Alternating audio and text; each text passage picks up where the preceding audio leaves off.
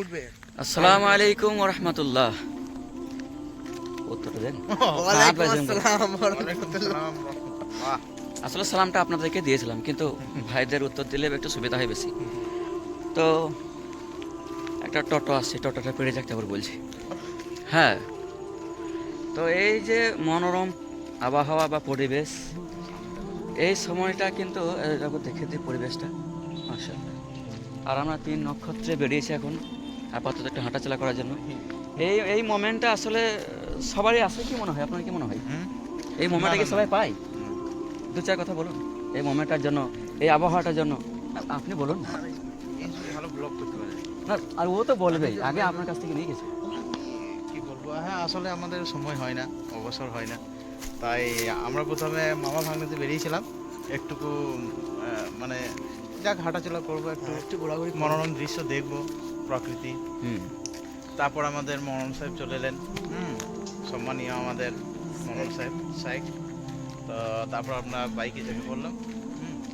এখন একটু বাইকটা রেখে আমরা একটু ঘোরাফেরা করবো, একটু গল্প করবো। এই এই আবহাওয়া সম্পর্কে কি বলতে চান? মানে এই যে একদম একদম চতুর্দিকে যে নীরব একটা কাজ করছে, আচ্ছা, কি বলবো, মানে কি বলে, আসলে শান্তিপ্রিয় জায়গা। আসলে শান্তিপ্রিয়। এই সমস্ত শান্তিপ্রিয় এই মনোরম প্রকৃতি আমরা মানে গ্রামেই বেশি দেখতে পাই। একদম আর বাস্তব, ওই জন্যই গ্রামকে বেশি ভালোবাসি আমরা, মানে শহরে থাকতে ওই জন্য পছন্দ করি না। একদম গ্রামের মতো হয়। পরিবেশের দিক থেকে গ্রামের মতো হয়। হ্যাঁ, মেয়াজ, তুমি কিছু বলো, দুটো দুটো কথা বলো। পরিবেশের যে ভালো আপনারা খুঁজেন, যে প্রাকৃতিক পশু পাখির আওয়াজ শুনবেন, তাহলে গ্রামই বেস্ট। গ্রামে আপনি এসব শুনতে পাবেন সবসময়, এবং একটা মনে শান্তি থাকবে আপনার, যে না একটা আমরা শান্তিপ্রিয় জায়গায় আছি, যেখানে আপনি নিজেকে সেফ ফিল করবেন। আর ওফ, কে সুন্দর কথা। আসলে গ্রামে যে একটা সেফটি, শহরে নেই সেটা। শহরে যেতে থাকি না, বসবাস করিও না। তো আবহাওয়াটা সত্যি কথা, এটা ছোট নদী, ছোট্ট বারান দেখতে পাবে না।